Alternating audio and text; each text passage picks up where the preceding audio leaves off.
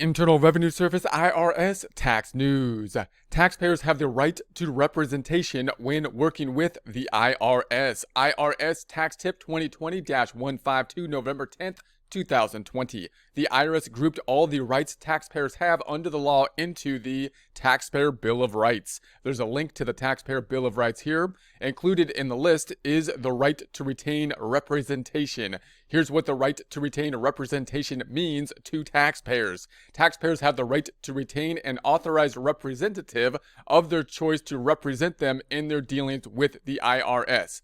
So if you have an issue with the IRS, if you have a problem with the IRS, similar to if you have a problem, a legal type of problem, and you need representation, say to a court or something like that, you might hire an agent, that agent typically being a lawyer in that case.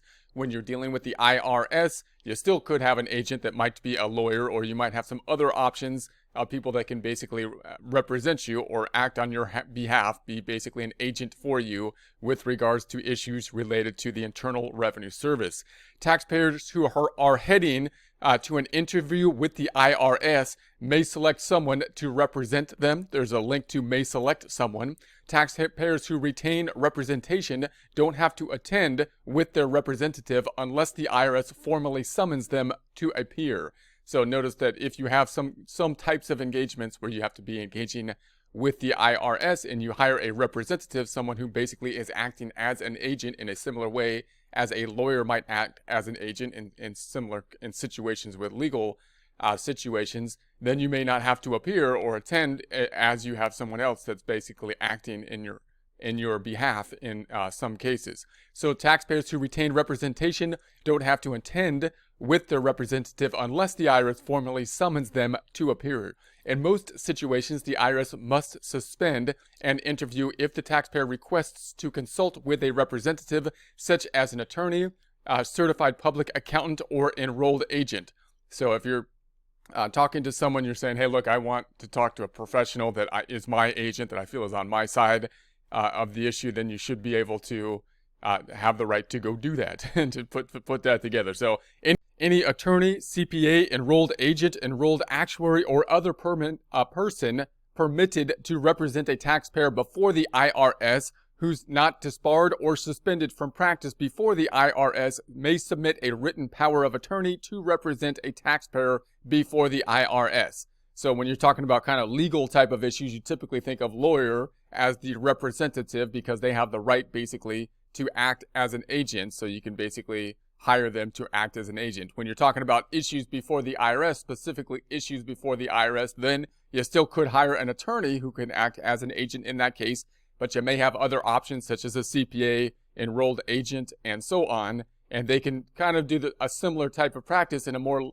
limited area than possibly an attorney can, in that they can represent in the specific areas with the Internal Revenue Service, and to do so, you would typically give the authorization with a form of a power of attorney to practice, to represent before the IRS. So taxpayers have the right to seek assistance from Low-Income Taxpayer Clinic. There's a link to Low-Income Taxpayer Clinic here. If they can't afford representation, they can find an LITC near them by visiting Low-Income Taxpayer Clinic's page on irs.gov. There's a link to that here, or by calling the IRS toll-free at 800-829-3676.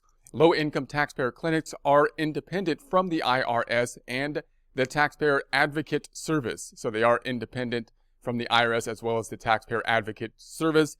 These clinics represent individuals whose income is below a certain level and who need to resolve tax problems with the IRS. LITCs can represent taxpayers in audits, appeals, tax collection disputes before the IRS and in court. In addition, LITCs can provide information about taxpayer rights and responsibilities in different languages for individuals who speak English as a second language. Services before offered for free or on small fees. Services are offered for free or a small fee. More information can be found at the links below, including Publication 1, Your Rights as a Taxpayer, Publication 4134, Low-Income Taxpayer Clinic List, and Taxpayer Advocate Service. There's a link to those items here. There'll be a link to this in the description.